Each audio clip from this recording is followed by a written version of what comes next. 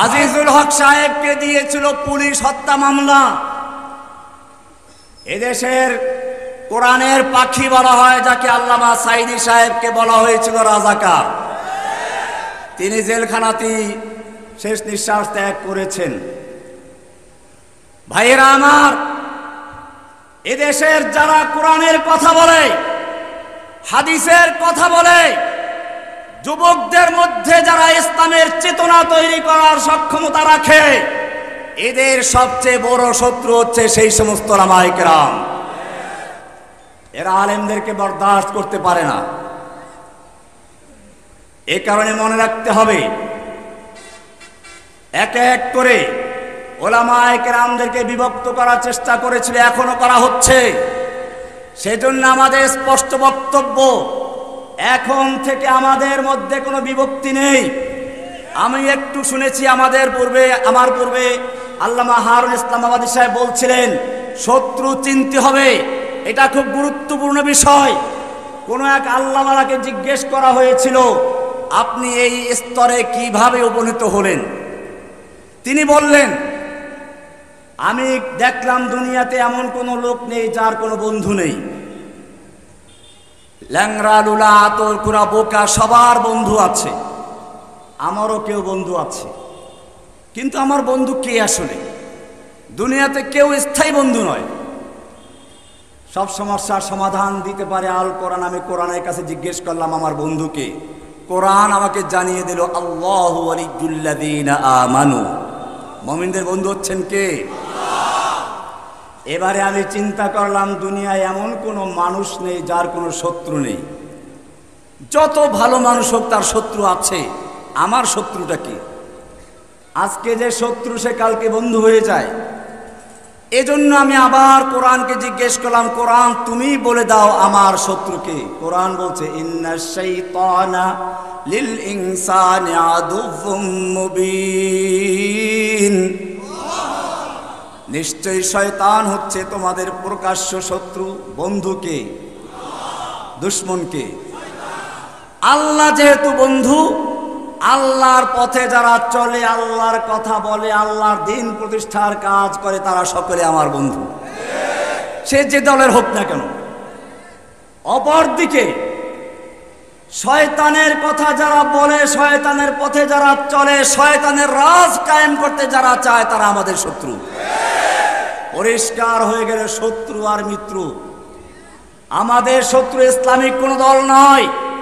আমাদের এখন মিশন হচ্ছে একটাই, আমরা এখনো বিজয় লাভ করি নাই। মনে রাখতে হবে, একটা সাময়িক বিজয় বাংলাদেশে এসেছে। যতক্ষণ পর্যন্ত এই বাংলার জমিনে আল্লাহর কোরআনের রাজ কায়েম না হবে, ততক্ষণ পর্যন্ত মুসলিমদের বিজয় আসতে পারে না। আল্লাহ সুবহানাহু ওয়া তাআলা কোরআনে বলেছেন, রাসূলকে কেন পাঠানো হয়েছিল? ওয়াল্লাযী আরসালা রাসূলাহু বিল হুদা ওয়া দীনিল হক। যদি প্রশ্ন করা হয়, লিমাযা আরসালাল্লাহু তাআলা রাসূলাহু বিল হুদা ওয়া দীনিল হক, আল্লাহ তাআলা কেন তার রাসূলকে হেদায়েত এবং দ্বীনে হক দিয়ে প্রেরণ করেছেন? উত্তর কি হবে? কোরআনে স্পষ্ট আয়াত, লিইয়ুযহিরাহু আলা দ্বীনি কুল্লিহি। অন্য সব দ্বীনে বাতিলের উপরে আল্লাহর দেওয়া দ্বীনে হককে বিজয়ী করার জন্য। সব দ্বীনে বাতিলের উপরে আল্লাহর দ্বীনে হককে বিজয়ী করার জন্য আল্লাহ তার রাসূলকে পাঠিয়েছেন। আমাদের দেশে ইসলাম কি বিজয়ী আছে না পরাজিত? কোরআন দ্বারা কি আদালত চলে, সংসদ চলে, ব্যাংক চলে, ব্যবসা বাণিজ্য চলে? তাহলে বোঝা গেল ইসলাম এখনো বিজয়ী হয় নাই। আমাদের এখন কাজ কি? ইসলামকে বিজয়ী করা। ইসলামকে বিজয়ী করতে গেলে আমাদের ঐক্যবদ্ধ হতে হবে। আপনারা জানেন, কোরআনের স্পষ্ট আয়াত আছে। কোরআনে আল্লাহ রাব্বুল আলামিন সূরা আলে ইমরানের 103 নম্বর আয়াতে বলেছেন, ওয়াতাসিমু বিহাবলিল্লাহি জামিআ। তোমরা আল্লাহর রজ্জুকে ঐক্যবদ্ধভাবে ধারণ করো, ওয়ালা তাফাররাকু, বিচ্ছিন্ন হইও না। আমাদের বিচ্ছিন্ন হওয়ার সুযোগ নেই। এরপরে কোরআনের সূরা আনফালের 46 নম্বর আয়াতে বলা হয়েছে ওয়ালা তানাজাউ, তোমরা পরস্পরে ঝগড়ায় লিপ্ত হইও না, ফাতাফশালু, তোমরা হীনমন্য হয়ে যাবে, ওয়া তাযহাবা রিহুকুম, তোমাদের প্রভাব, শত্রুদের মনের ভিতরে তোমাদের প্রভাব তা নষ্ট হয়ে যাবে। আপনারা দেখেছেন শেখ হাসিনার যে দুর্দান্ত প্রতাপ ছিল, এত সহজে ধ্বংস হবে তাকে আমরা কল্পনা করেছিলাম? আমার মনে পড়ে কোরআনের আয়াত, মা যানানতুম আন ইয়াখরুজু ওয়া যান্নু আন্নাহুম মানিআতুহুম হুসুনুহুম মিনাল্লাহ, তোমরা ধারণা করো নাই সে এরকম পালিয়ে যাবে। ওয়া যান্নু আন্নাহুম মানিআতুহুম হুসুনুহুম মিনাল্লাহ, এবং হাসিনারাও মনে করেছিল তাদের ভারতের দুর্গ, ছাত্রলীগের দুর্গ, যুবলীগের দুর্গ, শ্রমিক লীগের দুর্গ, গরু চোর লীগের দুর্গ, ধর্ষক লীগের দুর্গ, ওরা তাকে হেফাজত করবে। আল্লাহ তাআলা বলছেন ফাতাহুমুল্লাহু মিন হাইসু লাম ইয়াহতাসিবু, আল্লাহ তাআলা এমন ভাবে তাদেরকে পাকড়াও করলেন, মিন হাইসু লাম ইয়াহতাসিব, তারা কল্পনাও করতে পারে নাই।